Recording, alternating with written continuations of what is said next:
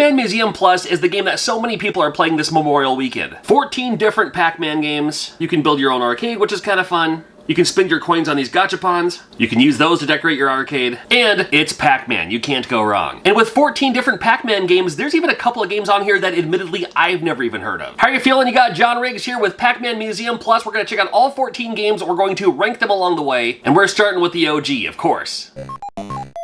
Now, really, you can't have a Pac-Man collection without having the original arcade version of Pac-Man. I've always loved this art version of Pac-Man with the ghosts, or monsters as they called them back then. It's a trailblazer, it started it all. Think about all the Pac-Man clones that wouldn't exist if we didn't have Pac-Man in the first place. I'm ranking these games among themselves with my own feelings on these, but with Pac-Man, the original, you have to give it an S, right? This game also features Super Pac-Man. I was a huge fan of this game when it first came out. Yes, I'm old enough to remember when this game first came out. Different than Pac-Man, instead of eating dots, you're eating fruit. And these keys open the doors to where you need to go. Now, it still has the power pellets that you can get those and, you know, eat the monsters or eat the ghosts. But then it has these green ones, and those ones turn you into Super Pac-Man, where you can eat right through any door. You can grab all the fruit you want. If you're quick enough, you can take care of most of the board. Now, it doesn't last as long in the later levels, but you know, man, this is super fun. And when you're a Super Pac-Man, you can go right through the ghosts, too. Gotta love that. I'm a big fan of this game as well. Super big fan. I'm giving this game an A. A much more obscure title in Pac and Pal is on this collection as well. And this one features like a girl ghost that's your friend. You don't have to eat them, and you can go right through them and everything. Again, no dots, you're eating the fruit, but you have to turn over these cards by basically eating them. You have to, you know, go over these cards, and it'll unlock where that fruit is. And you have to go over and pick that up. Or sometimes it's a special item too. And you also have these special items that can make it so you can shoot out these beams that will not defeat the ghosts, but just confuse them or just, you know, paralyze them so you can go right through them. Oh, it's kind of fun. And with your friendly ghosts, sometimes they pick it up for themselves. You can grab it from them, or they'll bring it to their home base. You get points for that too. Pac and Pal, fun, a little bit more difficult, a little bit more obscure. I still like this game. I'm gonna give this game a B.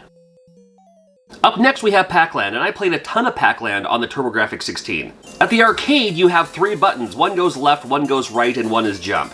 And you have to kind of like keep tapping the button to see how fast you want to go. Then you can hold it down and continue going that speed. On this console version though, just the left and right buttons are your left and right button, right? The controls are a little slippery.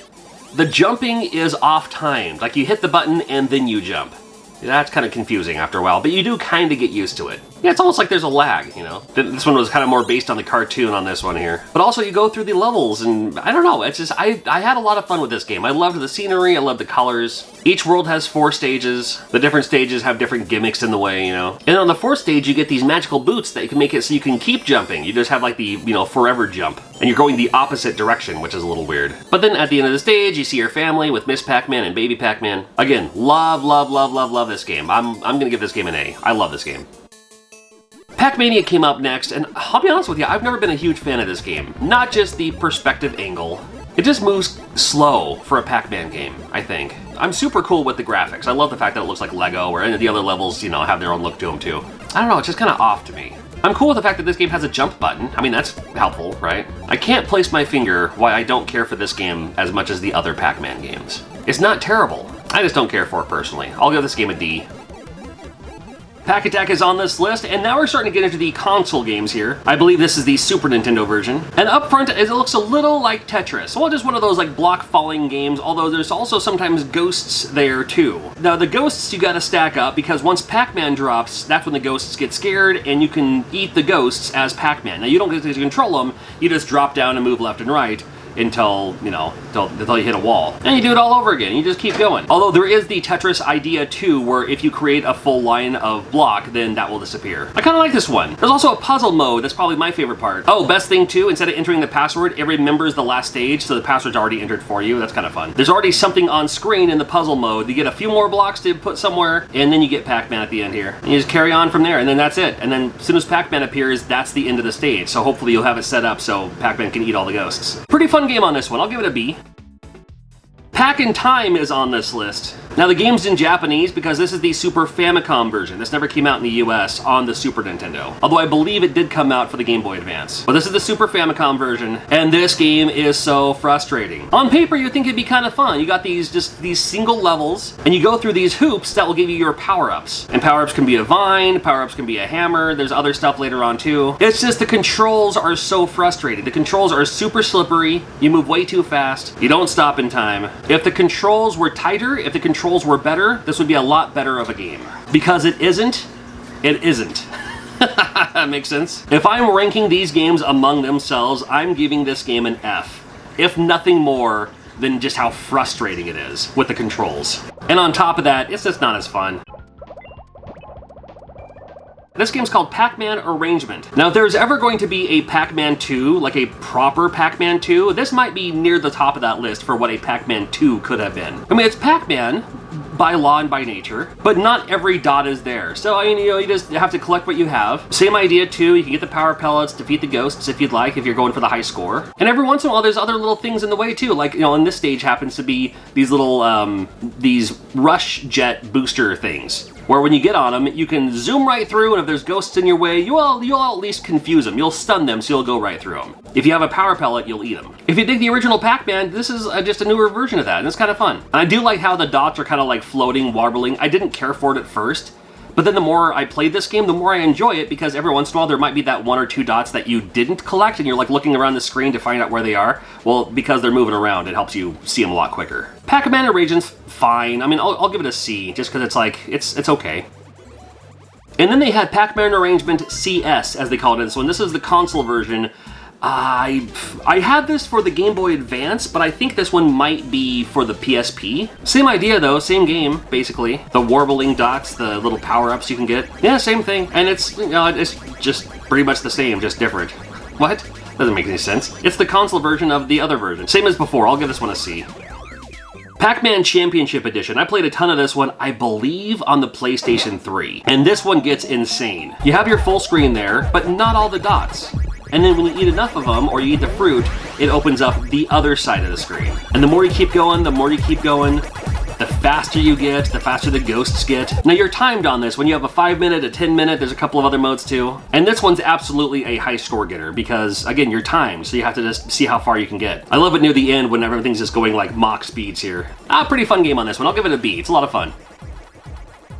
This was one of the games I swear I've never heard of before. It's called Motos. I believe it probably came out for the Wii during the time. And interesting enough, this game plays like a Mario Party minigame. You have to bump all of the enemies off of the stage. And there's holes everywhere. There's holes on the stage. There's holes in the middle of the stage, off the grounds, out of the platform. If you wait too long, then it'll create more holes along the way to speed up the gameplay here. Other obstacles in the way, and you do get power-ups along the way as well that you can choose to use if you need. The more I played this game, the more I fell in love with this game. I can't tell you why. I mean, it's basically the same type of game over and over again. It plays like the same game over and over again. You just have to bump the enemies off the stage, much like a Mario Party minigame, or if you're old school, like a Gravatar, where you just have to bump them off the dealio here. Different stages have different strategies. There's even bosses in this game. How cool is that? Yeah, there's these giant bosses, and again, you can use your power-ups too to make yourself stronger, to make yourself give the ability to jump if you'd like. So far, so fun. I've had a lot of fun with this game. I'm looking forward to playing more of it. I'm giving this game an A.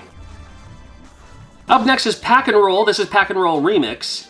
And this plays like, like a 3D Sonic Spin, no, not Sonic Spinball. I don't know, like not really like a monkey ball, like a Marble Madness on crack. I don't know, it's just like this game, you play as Pac-Man rolled up into a ball. I mean, I guess Pac-Man's already kind of a ball. And you're just zooming through these levels, collecting all the dots you can. You need to collect as many as you can to open up these gates along the way. And this game's just insane. Maybe for the DS on this one? I could see this game being a DS game. Pack and Roll Remix. A lot of fun on this one. It gets frustrating because you're just trying to go up the ramp and you end up just going off-center a little bit because everything's kind of at an angle sometimes. Yeah, there's still ghosts in the way. You can get power pellets and stuff like that too.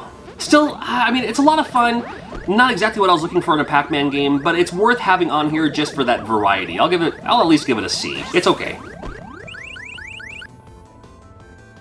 Pac-Man Battle Royale. This is the game that you always play at your Dave & Buster's, your Round 1. Anytime there's like an arcade bar, this is the game you're playing with friends. Unfortunately, this game does not feature online battling with other people who have this game. I wish it did. It'd be the only reason I'd play this game. However, you can play 4 players at home, or if you're just playing 1 player, it's you versus the 1 computer. I wish you could do you versus 3 computer players. If you're still not familiar with it, it's just a battle mode.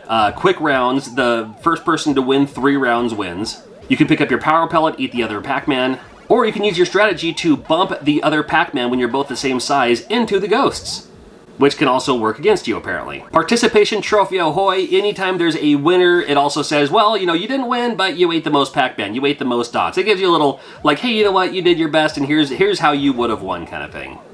You may not have won, but they're still going to give you a shout-out. An honorable mention, if you will. As much as I love this game at the arcade, it doesn't have that same feel at home. Like, maybe it does when you have 4 people all playing together, and you're all drinking, you're all having a good time. At the arcade, you get that excitement and everything. At home, you're just at home sitting on your couch playing this game. That makes sense? If you could play this 4-player online, it'd be an S. They included Pac-Man 256 in this, and this was an interesting choice to add this, but I'm glad they did. Pac-Man 256 is an endless scrolling, how far can you get, how many points can you get Pac-Man game. You can play this game multiplayer if you'd like. There are other items and power-ups on the screen that will pop up and that will help you out too. And you just keep going, just keep going, just keep going. Now, if you're not familiar, you know, the 256th level of Pac-Man, that's like, you know, the end stage kind of thing. That's when it glitches out. And you have to keep moving because this glitch keeps tracing you. So you can't go back too far because it's gonna come get you. So you just gotta keep moving, gotta keep moving. It's that perfect, just I'm gonna play it, I'm gonna see how far I can get, do better next time. A lot of fun with this game. I'll give this game a B. There's a lot going on with this game, and I think it's a lot of fun. Now, I understand it's the Pac-Man collection, so there's no Miss Pac-Man, there's no Baby Pac-Man, although for Baby Pac-Man you'd have to include like a video pinball. There's no Pac-Man Jr., there's no Professor Pac-Man. There's a lot of other Pac-Man games he left out, but this is like Pac-Man, so I guess it's everything just Pac-Man. Still a lot of fun, it's available for a lot of consoles. And which one was your favorite Pac-Man? Let me know in the comments. We'll see you again real soon.